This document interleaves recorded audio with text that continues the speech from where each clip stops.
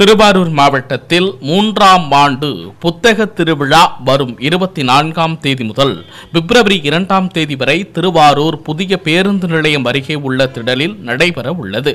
இதன் தொடர்ச்சியாக மாவட்டத்தில் பல்வேறு பகுதிகளில் விழிப்புணர்வு நிகழ்ச்சிகள் நடத்தப்பட்டு வருகின்றன.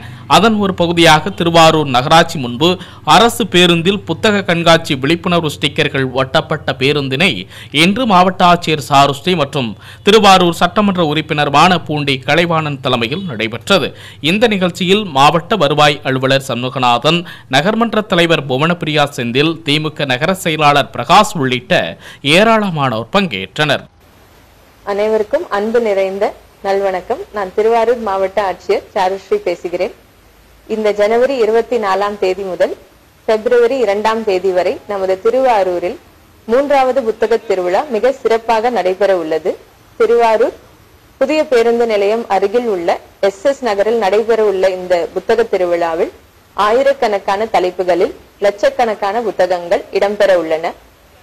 அறிவின் திறவுகோலான புத்தகங்களை வாங்கி பயன்பெறவும், தமிழகத்தின் தலை சிறந்த பெருமக்களின் சொற்பொழிவுகள் மற்றும் பட்டிமன்றங்களை கேட்டு சுவைக்கவும் குடும்பத்துடன் வாரீர் என அன்புடன் அழைக்கிறேன்.